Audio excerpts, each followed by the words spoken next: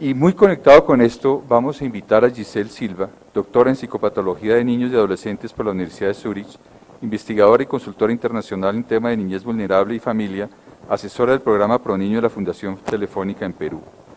Giselle nos va a hablar sobre un tema que es muy interesante y que está muy conectado con esto, y es una investigación que trabajó ella con Fundación Telefónica en Perú de los niños hospitalizados a través de sus dibujos, porque los niños no siempre nos hablan, pero a través de sus dibujos nos muestran qué es lo que están sintiendo. Adelante, Giselle, muchas gracias.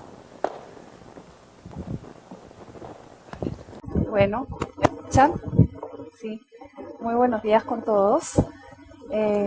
Quiero empezar agradeciendo a Fundación Telefónica Perú y a Fundación Telefónica Colombia por la invitación y a Perú por haber puesto mucha confianza en mí en este estudio que realizamos. Entonces, creo que lo que les voy a contar ahora acerca de este estudio que tiene que ver con las vivencias de los niños hospitalizados engancha como muy bien con lo que Lady nos ha expresado y de alguna manera como que nos va ordenando un poco todos estos aspectos que tienen que ver con la afectividad, que tienen que ver con esta dimensión socioemocional que requerimos tanto para ir más allá de lo curricular, más allá de la escolarización en la educación hospitalaria.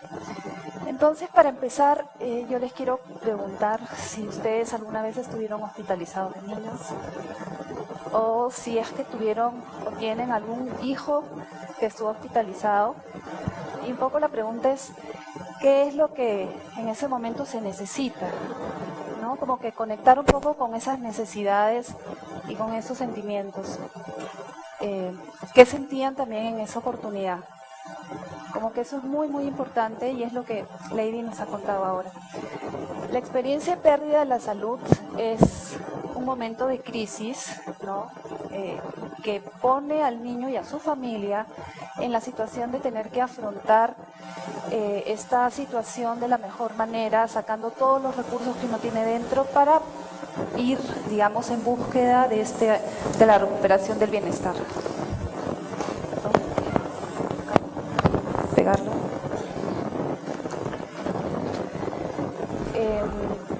Cuando hay hospitalización, como que básicamente el niño se encuentra en una situación como muy particular de una serie de rupturas. Por ejemplo, ruptura con la vida cotidiana, ruptura con los amigos, ruptura con la escuela, ¿no? Sea esta de corta duración o de larga duración. Y esta ruptura como que trae una serie de vivencias y de sentimientos, mucha incertidumbre. ¿No me escuchan?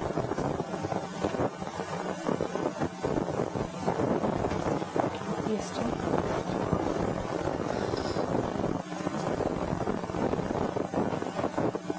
Listo. Pero hay un ruido atrás, ¿no importa? Ya. Bueno, vamos a retomar. Lo que le estaba diciendo es como que hay una serie de rupturas, ¿no es cierto?, que los niños se enfrentan y como que este tema es muy, muy importante porque estas rupturas generan muchos temores, generan como una serie de nuevas experiencias también. O sea, se rompe con esta vida de la cual se viene, pero también el niño ingresa como a establecer nuevos vínculos en el hospital, nuevas relaciones humanas, y hay una serie de experiencias totalmente novedosas, ¿no?, que pueden tener un impacto positivo o negativo, dependiendo de la calidad de estas experiencias, de cómo sea el encuentro en este hospital, en especial con la gente con la que se va a encontrar, los médicos, las enfermeras, el docente hospitalario. Y esto tiene un fuerte impacto en la construcción de la subjetividad del niño. Creo que esto es muy importante. Aquí podemos ver también 3 imágenes como para preguntarnos algo, porque lo que yo les digo es como que lo típico que puede suceder con un niño de la ciudad, que es internado en un hospital de la ciudad. Pero preguntémonos un poco cómo se siente o qué cosa vivencia, por ejemplo, un niño que viene de una comunidad indígena, que trae otra lengua, ¿no?, y que ingresa al hospital en la ciudad. ¿Qué espera? ¿Con qué se encuentra? ¿Tomamos esto en cuenta cuando ocurre este internamiento? O un niño que trabaja digamos como trabajador infantil, y que llega al hospital porque ha tenido justamente un accidente haciendo su trabajo. ¿Qué cosa espera este niño? ¿No? Es como algo muy particular. ¿O qué espera una niña, qué siente una niña que se ha roto el brazo y que tiene que entrar al hospital porque su mamá la maltrata, y este es un episodio más de maltrato? Es como que son situaciones que no son estándar, pero que son muy comunes, o sea, que ocurren todo el tiempo en los hospitales de nuestros países. Entonces, un poco lo que debemos de alguna manera ponernos a pensar es en la dimensión afectiva de la hospitalización. Y esto por lo general lo manejamos sobreentendiéndolo, o sea, como que decimos sí, es importante, pero no lo hemos sistematizado, no sabemos mucho cómo abordarlo, ¿no es cierto?, cómo operativizarlo. Muy bien. Entonces, justamente este estudio que yo he realizado tiene que ver también con traer la voz de los niños, con dar la perspectiva de los niños a partir de sus dibujos. Y estos dibujos son en total 330 que proceden de un concurso que organizó el programa Aula Fundación Telefónica en Hospitales en Perú. Y este concurso siempre se realiza todos los años, pero los dibujos provienen del año 2008, 2009, 2010. Y justo en pantalla ustedes pueden ver los derechos de los niños hospitalizados que fueron adaptados en Perú en base a esta Carta Europea de los Derechos del Niño Hospitalizado. Y el concurso trataba un poco de que los niños elijan uno de estos derechos para poderlos graficar, como que los que ellos priorizaban o el derecho que más importancia le daba. Y lo que vimos en el estudio fue que los dibujos nos decían mucho más allá del derecho, y es un poco lo que les quiero contar.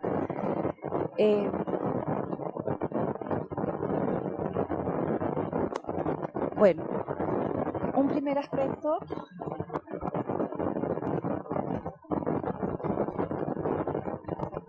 aspecto que nos llama mucho la atención es que lo que los niños piden es ser tratados primero como personas antes que como pacientes o como una enfermedad, ¿no?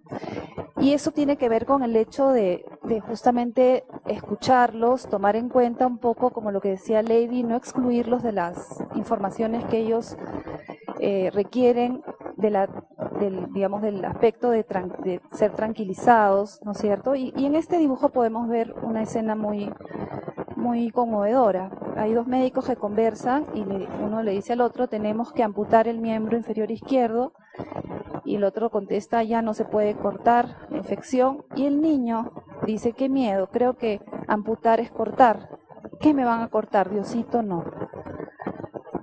¿No? Y el derecho que este niño escogió fue el derecho, ¿lo podemos ampliar un poco más para ver el derecho?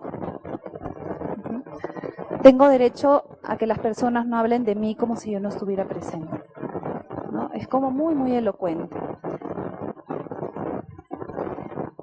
Otro aspecto que apareció como muy recurrente en el estudio fue la necesidad que los niños expresan, en primer lugar, de un vínculo afectivo cálido con el personal de salud.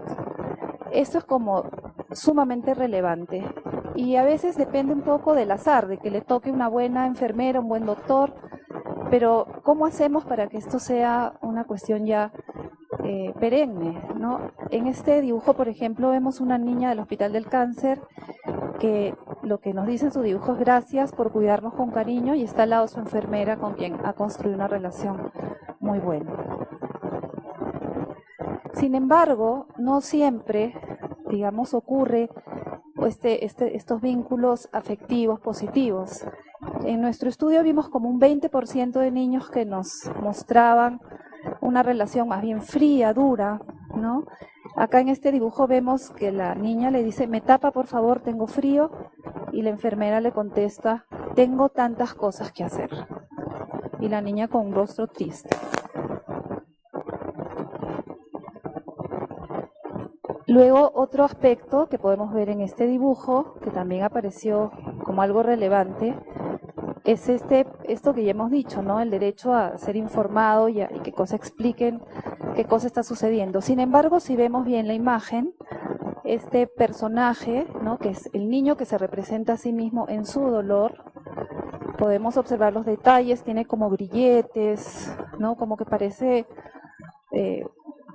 una figura un poco como un robot, como algo extraño, pero es como siente su cuerpo frente al dolor.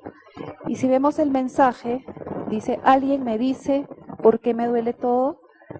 Entonces es como que los niños a veces no saben qué les está pasando, porque la situación es muy abrumadora. Y frente a esto, como que esto cobra muchísima prioridad respecto a que tiene que ser atendido. Y el personal de salud muchas veces no sabe la dimensión de estas vivencias tal cual se presentan. Aquí tenemos el dibujo también en el marco de esta necesidad de un vínculo saludable, que una niña expresa buscando, digamos, este buen vínculo, que es lo prioritario, el deseo de que siempre le sonrían, ¿no? Y se dibuja sonriente, observen también sus dos piernas, una más gorda, otra más flaquita, y la enfermera también muy sonriente, relacionándose con ella de manera amistosa. En este dibujo vemos que el niño ha priorizado desde estos derechos que eligió, tengo derecho a que me den cuidado y cariño, y los mensajes nos dicen, el doctor le dice, te voy a sacar el yeso con mucho cariño, si tienes una herida, te voy a curar con mucho cuidado. Gracias, doctor Castella, por cuidarme y quererme. Entonces, como que nuevamente vemos esa prioridad de ser tratado como que más que la enfermedad, lo que el niño necesita ser tratado es con cuidado y con afecto.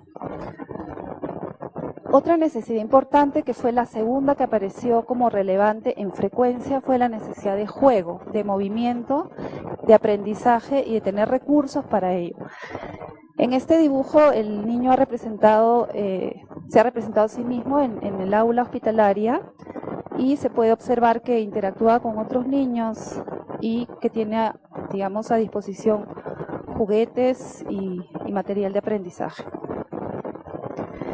Hay que un poco también considerar, acá nuevamente aparece este derecho a saber lo que me van a hacer, sin embargo, lo que es importante acá es ver un poco la calidad de este dibujo. Ustedes pueden observar los trazos, son muy desordenados y esto, yo soy psicóloga, me olvidé de decirles eso, de alguna manera los psicólogos estamos entrenados para poder ver estos indicadores psicográficos y cuando hay estas líneas como muy desordenadas, lo que nos muestra es que hay una tremenda ansiedad, ¿no? Mucha angustia.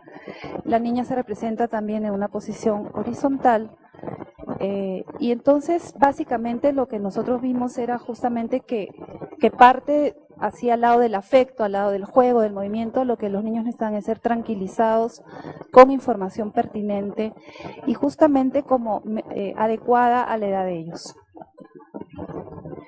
Acá vemos la contraparte del dibujo anterior. El doctor aparece, ¿no?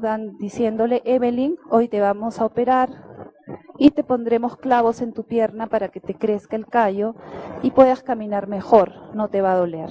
Entonces le da información, la tranquiliza, le explica lo que va a pasar después y ella contesta, doctor Augusto, gracias por explicarme.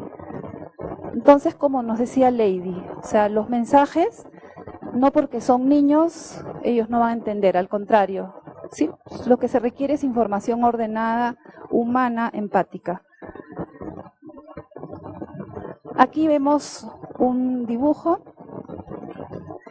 En este caso el niño dijo, tengo derecho a expresar mi dolor, sin embargo el mensaje principal del dibujo, vean ustedes el rostro también del niño, está como muy angustiado, con lágrimas, y el mensaje que él nos da en este dibujo, si lo podemos enfocar por favor más abajo el mensaje, dice, papá, mamá, ¿por qué no están cuando más los necesito? Y este es un poco el tema que Lady nos mencionaba acerca de la importancia de la familia. Los niños requieren muchísimo que los padres estén presentes, la familia en general, pero no es solamente que los papás estén ahí en forma presencial, sino también que tengan ellos como un soporte para poder intervenir, participar de una manera proactiva, positiva, y que puedan formar parte del equipo de recuperación del niño y sobre todo dando contención y apoyo emocional, que es lo que más requieren en ese momento los niños. En este dibujo podemos ver, también nuevamente aparece tengo derecho a expresar mi dolor, pero aquí llamamos la atención un poco sobre el punto del reconocimiento y el legitimar las emociones. Veamos un poco la interacción que se da. El niño dice, bu, bu, bu, me duele la herida. Y la enfermera le contesta, cállate muchacho, no seas mentiroso. Esta experiencia, ¿no es cierto? De alguna manera también acá vemos los rasgos como de uñas puntiagudas, ¿no es cierto? Los zapatos también, si los enfocamos en la enfermera, son puntiagudas, que como que son signos también de hostilidad, de agresividad. Pero lo que nos llama la atención acá bastante es justamente que lo que ocurre acá es que no se legitima la emoción del niño, el dolor del niño. No se le cree, ¿no? Podemos imaginar que esta enfermera representada dice, este niño es un exagerado. Otro aspecto que tiene que ver con lo que estamos hablando, acá el derecho, digamos, elegido entre estos 10 es, tengo derecho a que me llamen por mi nombre, es justamente la necesidad de los niños, lo que decíamos, ser tratados como personas individuales, versus esto que aparece acá, dice ya la cama 626 está de alta. Y la niña le contesta, yo me llamo Cama, mi nombre es María, doctor. Que esto es muy común también, porque los médicos como que están tan abrumados que a veces no se toman el tiempo de aprenderse el nombre de sus pacientes en muchos hospitales. Y acá vemos la contraparte, un niño que dibuja y que expresa lo contrario. Dice, hola Walter, ¿estás bien? Hola doctor Elmer. Ambos se conocen, han construido una relación, están sonrientes y para esto eso es fundamental para el chico. Bueno, y acá entramos a un punto muy, muy interesante, que son las variables sociales y culturales. O sea, yo les mostré estas fotos de estos niños anteriormente y nos preguntamos qué necesitan, qué piensan. Y yo les cuento un poco esta historia. Este niño dice en su dibujo, wow, me gustaría quedarme aquí para siempre. Está en un aula hospitalaria del Hospital del Cáncer en Lima. Abajo hay un mensaje que dice, estamos felices de estar aquí. El niño que dibujó era un niño con cáncer y uno se pregunta, ¿y por qué dice esto de que quiere quedarse ahí para siempre? Y cuando investigamos por los antecedentes de este niño procedía de un entorno de mucha carencia económica, de extrema pobreza, y cuando llegó al hospital y se encontró con los recursos que le ofrecía el aula, donde habían libros, juguetes, televisores, computadoras, un baño, como está también acá graficado, como que fue un contraste para él y una serie de comodidades que antes no había tenido. Entonces, esta realidad nos confronta con un reto, o sea, con la necesidad de tener que enfrentarnos un poco a lo que significan estas variables sociales y culturales de los pacientes. No es una cosa lineal. Por otro lado, acá un poco es el enfoque que tiene este estudio, es un poco el enfoque de lo que nos ha también contado Lady. Tenemos que hablar de resiliencia. O sea, fue un alto porcentaje de dibujos que como este presentaban escenas muy positivas, donde más bien se mostraba esa capacidad que tienen los niños de vivir en el presente, ¿no? Esa capacidad que tienen los niños de poderse sobreponer a la adversidad y poder construir algo en el aquí y ahora y proyectarse hacia el futuro. Este ejemplo, perdón, quiero comentar lo anterior, ¿sí? En este ejemplo, este es un niño que vive en un hospital en el Cusco, tiene una discapacidad, no puede caminar, quien dibujó esto, pero vemos justamente la representación de los dos aspectos que cohabitan en su alma, en él, que son esta necesidad de movimiento, de alcanzar una meta representada en el fruto, y el otro aspecto de sí, que es esta parte que tiene una limitante, ¿no? Pero esa fuerza es como ese optimismo es muy, fue muy común, digamos, muy representativo en la muestra de dibujos. Y eso nos hace pensar también que hay que tomar en cuenta esta resiliencia en los programas educativos. Luego, bueno, acá nuevamente aparece este derecho a que los padres acompañen, ¿no? Que acompañen y como les he dicho, ellos también requieren un soporte para ser integrados y no estén en el aire, en el limbo. Y en la siguiente imagen podemos ver un poco lo que es el impacto de las aulas hospitalarias para los niños. Eso a mí me sorprendió muchísimo, o sea, me fascinó ver qué impacto tan positivo tiene el aula, no solamente en el aspecto de digamos, de mantener vigente la escolaridad, sino sobre todo por la alegría que trae a los niños, por esta contención emocional que les da, y como que pudimos ver que el aula hospitalaria, sin perder su rol educativo, trasciende lo pedagógico, trasciende lo curricular. Y más bien se convierte en un espacio, si vemos el dibujo, por favor el dibujo de la niña, se convierte en un espacio donde ustedes ven acá, o sea, a pesar digamos, de lo que le pasa a esta niña, que está con una sonda, con una venda, en fin, está como muy activa, frente también a a una inmensa importancia que los niños le dan a la tecnología. Entonces, como que el modelo, digamos, de éxito de la educación hospitalaria tiene que ver como con tres patas de un trípode. Primero, con el aspecto, digamos, curricular, pedagógico de un aula hospitalaria, con el aspecto tecnológico y lo otro que aporta este estudio es la incorporación de la dimensión socioemocional. Esto es fundamental. O sea, si falta uno de estos tres componentes, como que el modelo no está completo. Y esta dimensión socioemocional de la educación hospitalaria, o sea, tenemos el reto de ver cuáles son, digamos, la manera de operativizarla y no dejarla al azar, no dejarla simplemente en manos o en el tema de que toque un buen doctor, una buena enfermera, empática. No, debemos ir como pensando cómo operativizar y generar protocolos, ¿no?, para que esto se dé.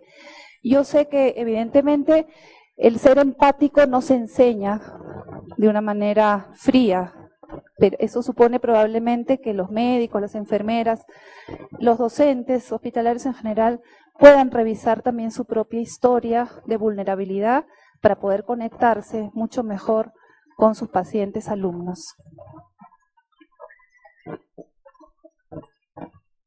Entonces, de alguna manera, eso nos permite como poder también visualizar, ¿no?, a partir de investigaciones como esta, como los testimonios que hemos escuchado en el caso de Lady, ¿qué cosa visualizamos sobre la educación hospitalaria? Y una primera idea es, como les decía, o sea, incorporar este aspecto de la dimensión socioemocional como una pata fundamental del trípode, y luego también que el personal sea capacitado en estos aspectos, en los aspectos socioemocionales, y esto supone técnicas de abordaje de la dimensión socioemocional, el aprendizaje, por ejemplo, de metodología lúdica. Por ejemplo, es muy interesante el llamado juego médico, ¿no?, o la incorporación de estas técnicas de dibujo, de pintura, y todo lo que tenga que ver con los lenguajes simbólicos del niño, porque el niño se comunica de esa manera mucho más que por la vía, digamos, verbal, que es más típica del adulto. En general, el personal de salud, el personal educativo, docente, requiere tener manejo sobre las vivencias del niño. Esto es fundamental y esto no es algo común en general en los hospitales en los países de Latinoamérica. Por otro lado, es muy importante incorporar dentro del modelo educativo las variables socioculturales. Creo que es muy importante que en los hospitales se esté preparado para justamente poder abordar estas variables, poder derivar y poder contener al niño también en esas necesidades que muchas veces son de este tipo.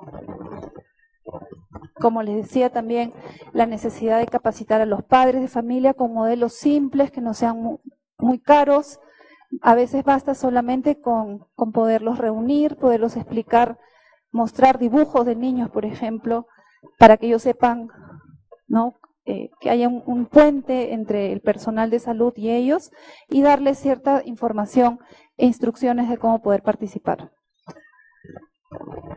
En general, el aula hospitalaria, a mi entender, debe trascender un poco el rol educativo solamente desde lo pedagógico, lo curricular, y debe como, o sea, eso es lo que observamos en Perú también, como que tiene un impacto en la comunidad hospitalaria, ¿no? Educa también a la comunidad del hospital, y eso es sumamente relevante tomarlo en cuenta para potenciarlo. Creo que eso es todo lo que les tengo que contar. En verdad, muchas gracias por escucharme.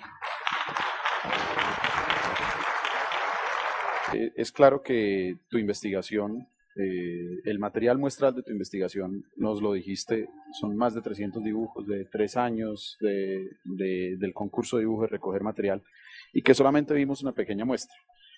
Sin embargo, respecto de la muestra que estamos viendo, yo quisiera resaltar algo, que son evidentes ciertos componentes del entorno del aula hospitalaria, el propio niño hospitalizado, el personal médico, la dotación del aula hospitalaria, y sin embargo no es tan visible el docente hospitalario, por lo menos en estos dibujos. Y en eso quisiera llamar la atención a propósito de algo, seguramente, pero no está ausente y está implícito el mensaje en todo lo que tú mencionaste y en las conclusiones a las que ha llegado este estudio, porque seguramente muchas de las cosas que ya se han avanzado positivamente, hay un docente hospitalario atrás de ello, atrás de un buen ambiente, de un aula bien organizada, de unos materiales bien dispuestos para los niños. Eso lo hace alguien. Eso no es solamente la dotación de unos implementos. Alguien se encarga de eso y seguramente es el docente hospitalario.